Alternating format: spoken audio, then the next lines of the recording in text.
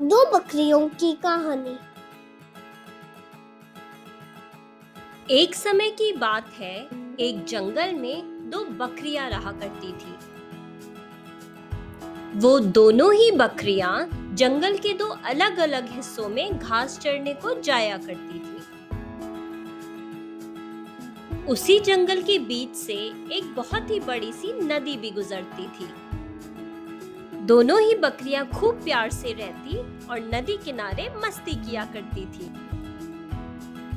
उस नदी पर बहुत पतला सा एक पुल भी था और उस पुल से एक समय में एक ही जानवर नदी को पार कर सकता था। एक दिन दोनों बकरियां घास चढ़ते चढ़ते नदी के नजदीक पहुंच जाती है। दोनों बकरियां नदी के पुल को पार करके जंगल के दूसरे छोर पर जाना चाहती थी, लेकिन पुल इतना चौड़ा नहीं था कि दोनों बकरियां इसे एक समय में पार कर सके। मगर दोनों में कोई भी पीछे हटने के लिए तैयार नहीं हो रहा था।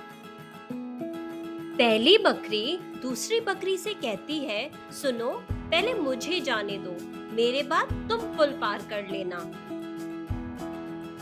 वहीं दूसरी बकरी पहली से कहती है, नहीं नहीं, पहले मुझे पुल पार करना है, तुम मेरे बाद चली जाना। पहली बकरी कहती है, क्योंकि मैं पुल पर पहले आई थी, इसीलिए यह पुल तो पहले मैं ही पार करूंगी। दूसरी बकरी कहती है, नहीं, पहले पुल पर मैं आई थी, इसीलिए पुल तो पहले मैं ही पार करूंगी।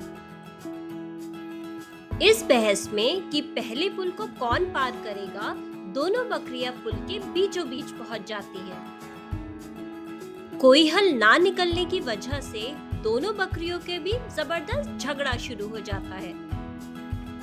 अपने झगड़े के बीच दोनों बकरियां यह भूल गईं कि पुल की चौड़ाई कम है और नदी में जाकर दोनों गिर जाती हैं।